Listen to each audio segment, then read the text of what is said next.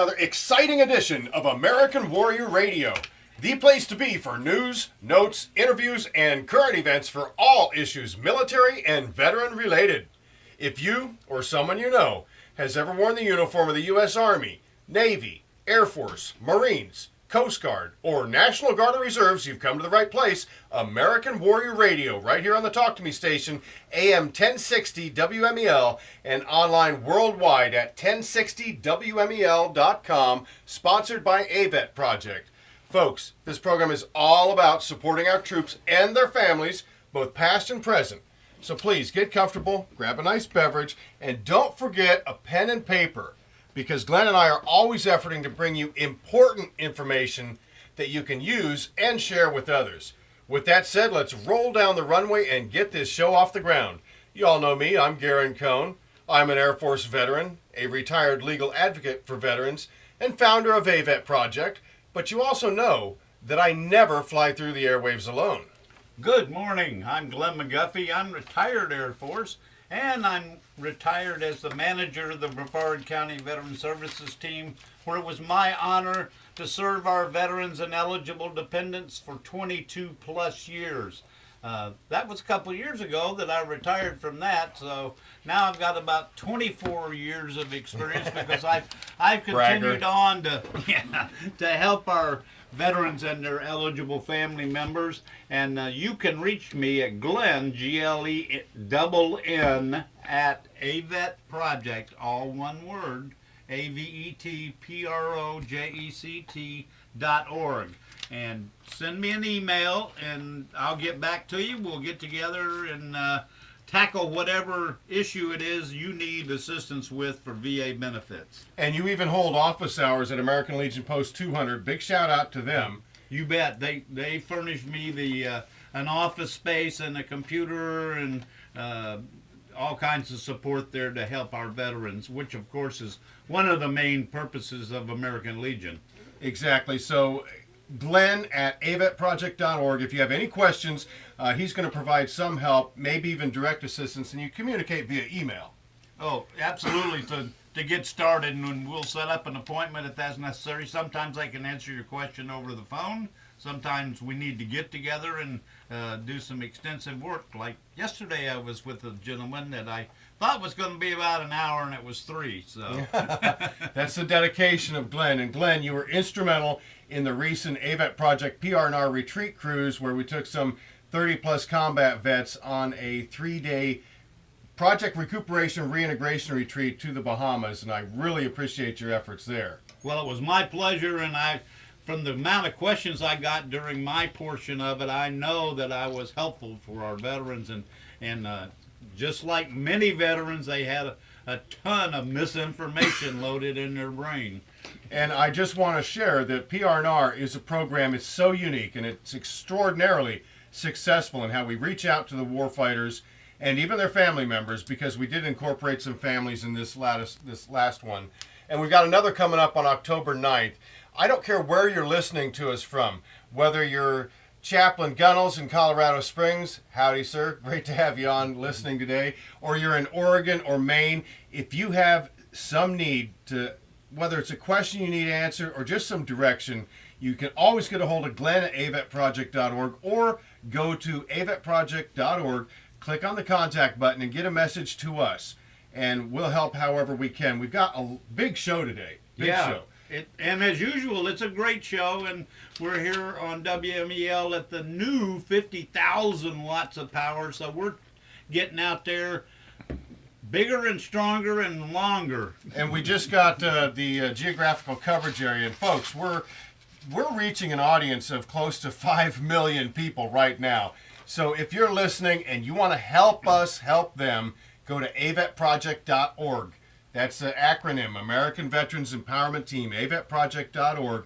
We are all unpaid volunteers making this happen to help our warfighter family, but we need your help. Right from the top, I'm going to tell you this. Please go to avetproject.org, click on the donate button, and if you can't do that or you want to volunteer as well, shoot us an email and we'll get you plugged in, because there's so many activities that we get involved with.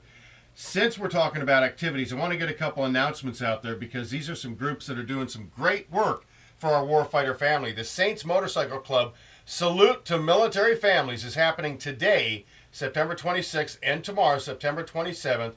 Family Fun Day, Spirit Riders Church Service, Bike Blessing, games, contests, loads of fun, karaoke, a bounce house for the kids, and some surprises. There's also it looks like a motorcycle run, biker run day, 2 different start points. I just want to tell you, if you're interested, check it out right there at the Space Coast Saints Motorcycle Club, 3926 Brown Court in Cocoa.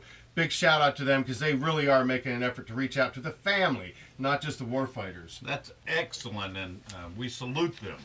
Exactly, and I also want to get a quick shout out and a hello and thank you to Florida Today, specifically Norm Moody, who covers the military and veterans beat. He's just done a phenomenal job supporting AVET Project, getting the word out about things like the recent Patriot Day luncheon. And Glenn, we had, 150 folks show up for that. I know. I was expecting maybe 50 or 55, and the Tides Club was absolutely packed. Packed the house. And that was at the Tides Club just before we went on the PRNR retreat cruise.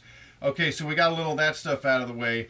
There's so much to cover. Glenn, the first thing we need to talk about, though, is another important announcement from the local VA in Viera. Yeah, the land the VA's on out there, and also the ALF that they leased the land to. What's ALF? What's that mean? Yeah, good point. Assisted living facility, which takes in veterans out there that need assisted living facility level of care. That land, the VA is now looking to do another lease with a private concern, no cost to the VA, to put in a memory clinic out there. And this will be a residential facility with 51 units. Part of them are private and part of them are 2 to a room. It's going to be located next door to the existing assisted living facility out there. It'll be 45,000 square foot structure consisting of 3 wings of residential units. It'll all be one story, and as I said, there'll be 30 private units and 21 semi-private units. And this is under the VA's Enhanced Use Leasing Authority, and to my knowledge, this will be probably the VA's test bed, because I don't know of anywhere else in America that the VA has a memory clinic, a residential memory care clinic located. I don't know either, Glenn. And this is important. This is big news for our community to get something like this. Eventually, we're going to have the Orlando VA Medical Center, the Lake Nona facility, open. But this is a nice complement to the services provided here in the Viera catchment area. Yeah, and I'm going to try and find out exactly who will be eligible once the contract is let and the construction is done. Certainly you would think of people with Alzheimer's, but when it's a memory care unit, it could incorporate people with PTSD or depression. Or TBI even? TBI especially. Good point. So what do they want? They want us to get involved in how? What do we do? Well, there's a hearing on October 7th, 2015, obviously, at noon at the VA clinic out in Viera. And that purpose of that hearing, they had one that I attended before they did the contract for the assisted living facility. Purpose of that is to hear input from the community, pro or con, about the memory care unit, or just simply give you more information. Sure, if you have a question or something. An opportunity to do that. They'll have people from the VA headquarters there to help answer those questions. So this is an important meeting, and it's obviously anybody's welcome to attend. We want the veteran community to come out in large numbers to support this endeavor. That's October 7th. That's why we ask everybody to have a pen and paper. So save the date right there. Yeah, October 7th at noon, and I can't imagine there'll be anybody against this because the land's already there, already assisted living facilities on it besides the VA clinic. But if you're against it, you'll have your opportunity as an American to state your reasons why, and I'll have my opportunity as an American to boo. Exactly. So that's at the Viera VA Outpatient Clinic, 2900 Veterans Way in Viera. And you can call if you need to, 321-637-3788. But please, show your support. Come out there. If you have questions, do so. But that's an important meeting. Now, Glenn, again, we got so much to get to, but we've got one item that struck us both right in the heart because it just seems contrary to what the VA's mission is, and that is power of attorney. First of all, Glenn, what is a POA? What's a power of attorney? Well, a POA is what we encourage everybody who's filing a claim with the VA to have, and that appoints a national veterans organization recognized formally by the VA to help veterans with their claims. And we're talking about like Disabled American Veterans, American Legion, Veterans of Foreign Wars. Those are kind of the big three there. Sure. And you know, when we're talking about get an accredited representative to help you file your claim so that it gets done right and enhances the chances of being approved, these are the people we're talking about. And I'm accredited by the Florida Department of Veterans Affairs and American Legion as a result. Which means that you stay up to date. You get all the news flash. You got this, for instance. You know, what we're about to talk about. Exactly. So, whereas some chapter officers, service officers, bless their hearts for doing what they can. You bet. They're not going to be up to speed, and the changes are coming rapidly. Way and rapidly. Regularly. Yeah. And this one is particularly alarming because when you go to file a claim, and that could be for disability compensation, it could be for an education benefit, whatever it might be, if you're directing something to the VA, you need to have, as Glenn said, an accredited representative, a VSO, Veteran Service Organization, behind you to help marshal the claim through, provide guidance, even be a conduit to route paperwork and so forth. Yeah, and plus the VA is required to send them proposed rating decisions to review before it's released and finalized, and they can catch mistakes before they finalize that rating decision, go toe-to-toe with the rating official and get it worked out to the satisfaction of your representative, accredited representative. So it's very important, and they will also provide, and all of this is provided free of charge. Free. And you don't have to be a member of the organization, Nope. although they will appreciate your membership. Sure. And so this is vital, and they will also provide free of charge a personal representative if you have a hearing with the VA. Any stage along the way that you want a personal hearing, you're entitled to it. And appeals assistance, they write up the statement of accredited representatives. It's a 646. If you don't get any satisfaction at the local level, the agency of original jurisdiction, it goes up to the BVA, Board of Veterans Appeals, and they prep a brief for that review. There's a lot that goes on behind the scenes, but you mentioned something important, and that is, as the VA finishes up the decision, well, again, whatever the matter is, they have to route it through the VSO because they're your power of attorney. Now, they can't sell your car or your house or anything, but they can represent you to the letter on any issue before the VA. So it's a limited power of attorney. Now, they send the rating decisions back down to the VSO. Here, have a look at it before we publish it and send it out. And like you said, that's where they can correct mistakes that were made and so on and so forth. So it's really integral part of the process. Well, what is this new, this change as of September 4th, 2015, based on 38 United States Code 7332, blah, blah, blah? What's going on now, Glenn? And this just happened. Well, what's going on now is they've changed and said if you have an older, and I'm not going to go into all the details there because what I'm going to recommend doesn't matter about dates, that in many cases they're not going to allow your POA, your accredited representative, to look at the claims folder like they used to, like we're talking about here when they promulgate the decision and before they send it out.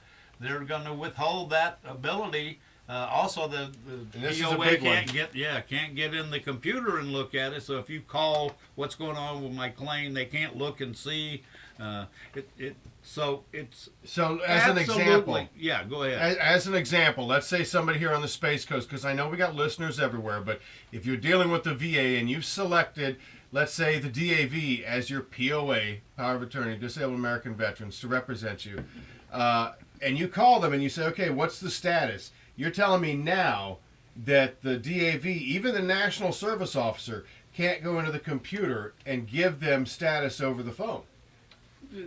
That's correct. There may be an opportunity to do that, but Garen and I couldn't find it looking over all these official changes here. Bottom line is, if you're doing anything with your claim now, you need to do a new VA Form 2122. That's the form that appoints your accredited representative organization. And that's what it says right on the top of the form, appointment of accredited representative. Yeah. And so you need a new one, period. Everybody out there that's listening, or if you know a veteran that's dealing with the VA, don't even hesitate. Contact your accredited representative and say, I want to file my new power of attorney. Yeah, I mean, it's Best advice, right? best advice you can get. And if you don't do this, you run the risk of being in the category where the VA is going to refuse access to your record because you haven't given specific access to drug abuse, alcoholism, infection of HIV, or sickle cell anemia. That's what it's all about. Those are 4 special categories that on the newer 2122s there's a block to check and say, I'm giving access to the organization listed above to this kind of information, if it even exists. And I mean, obviously it doesn't exist in every claim, but But the everybody's blockage is affected. going to assist in every claim. Exactly. This is a blanket solution, apparently, to address that one particular problem that those specific disorders, drug abuse, alcoholism, HIV, or sickle cell, every veteran now, every claim file out there is more than likely going to be very restricted for the accredited rep to even review. Don't take a chance. If Thank you're doing you. anything with your claim, also do a brand new VA Form 2122, appointment of accredited representative. So just when you contact your representative, say, I guess I need to file a new POA. Yeah. And you can keep the same service organization. Nothing changes other than you file it on a new form. Yeah, exactly. And that somebody has overinterpreted something that's been in effect for years and years and years. And I'm sorry to say, but that just really torques me off. This is a hurdle the VA has put up there that I feel is totally unnecessary. Yeah, it is. It's. I'm not sure what the motivation was behind it. I mean, we know the nuts and bolts of it, but why anybody would think to do it this way, I don't know. But it goes along with the changes in the other paperwork that is not optional. Just like this isn't optional. Yeah, like I've been briefing y'all for weeks on all the new forms out there, or new uses for existing forms that are new for. I mean, it's as Garen said earlier, the changes are coming and coming quick. Exactly. I want to get into a little something about our own 920th Rescue Wing. And just to spend a moment here, you've probably seen it on the news. I appreciated the local, at least the Orlando area news networks, covering this celebration some 10 years after the fact that the 920th Rescue Wing, led by Colonel Skinny McCrander, went and rescued Marcus Luttrell. And there was a beautiful painting done by an Air Force major, kind of representing the entire operation. And it was just special. And we hope to have Colonel McCrander on for a 920th runway report sometime soon. That would be great. Yeah. So, and where was this portrait going to be presented at, Garen? It was presented at, and it will remain in the Pentagon, hanging by all the other beautiful paintings from wars in the past and different escapades and things. So it's going to be a special painting that's hung up there for eternity, and I'm sure Colonel McCrander's got a copy of it in his office as well. But it's just really good stuff. We like to have nice stories like that as well, and some recognition for these guys and gals. Some history about our warfighters and their bravery. Both the helicopter pilot, who was Colonel McCrander, and Marcus Luttrell. Exactly. And now during the second segment, because we're fast running out of time, we got a couple other things to cover here, but you have to stay tuned. And as a matter of fact, when you go to the break, you call your friends and tell them to dial up AM 1060 or 1060 WMEL, because we've got Heal the Warrior, Heal the Country with Dr. Scott Fairchild, and I'm going to introduce a topic that I want to discuss, and that is a particular good friend of American Warrior Radio and one hell of a good leader there on the battlefield who contacted us about a situation he's dealing with. And we'll cover that during the second segment, but I had to write myself a note just to remember that. Okay. Glenn, you got some stuff here too. This is important. Yeah, there are several benefits for the surviving family of a veteran once they die, and one of the more important ones is the Presidential Memorial Certificate, and that's a beautiful certificate signed by the official signature of the President of the United States. This started back in March of '62 with President John F. Kennedy in office at that time, and it's an absolute beautiful thing. And who can get one of these, you might want to know? Who? Eligible recipients include the deceased veteran's next of kin, relatives, and friends, or an authorized representative acting on usually the spouse or immediate next of kin, like children.